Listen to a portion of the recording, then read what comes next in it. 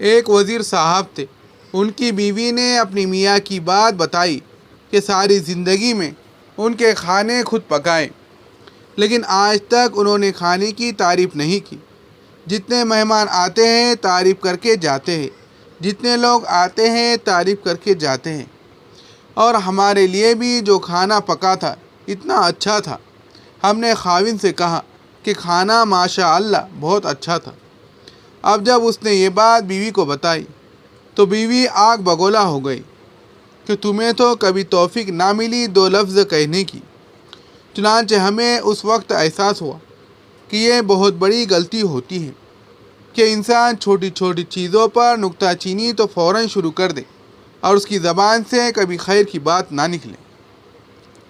کئی نوجوانوں کو دیکھا کہ باہر دوستوں کی محفل میں وہ گلاب کے پھول بنے ہوئے ہیں، اور جب گھر کے اندر آتے ہیں تو کریلا نیم چڑھا بنے ہوتے ہیں، ایسے کڑوے کہ بندہ تھو کر دے۔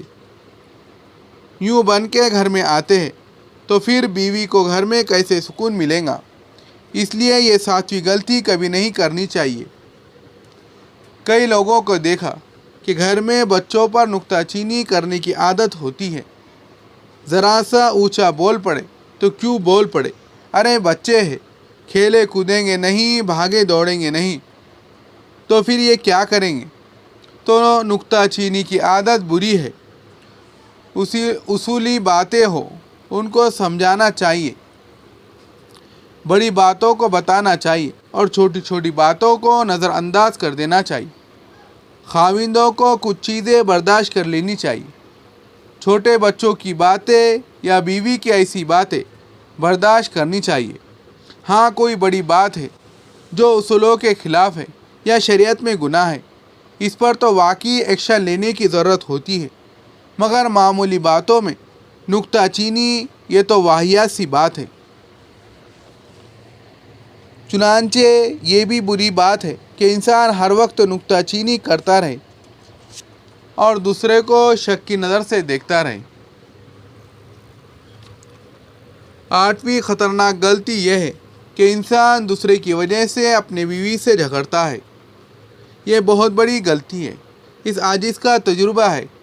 میاں بیوی ایک دوسرے سے کبھی نہیں جھگڑتے، جب بھی جھگڑتے ہیں کبھی نہ کبھی تیسرا بندے کی وجہ سے جھگڑتے ہیں۔ وہ تیسرا بندہ خاوند کی ماں بھی ہو سکتی ہے، خاوند کی بہن بھی ہو سکتی ہے، بیوی کے ماں باپ بھی ہو سکتے ہیں، بیوی کے بہن بھائی بھی ہو سکتے ہیں، بزنس بھی ہو سکتا ہے، یا کوئی اور چیز بھی ہو سکتی ہے۔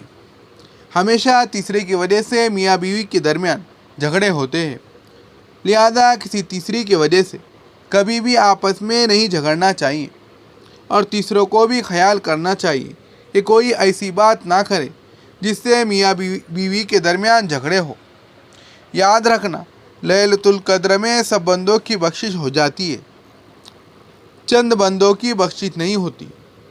حدیث پاک میں فرمایا گیا، ایک وہ بندہ جس کے دل میں مومن کے بارے میں کینہ ہوتا ہے، اللہ تعالیٰ اس کی بخشش نہیں کرتے، اور ایک وہ بندہ جو کسی میاں بیوی کے درمیان جھگڑا کھڑا کر دیتا ہے اور ان کے درمیان نفرت اور دوری کا باعث بن جاتا ہے۔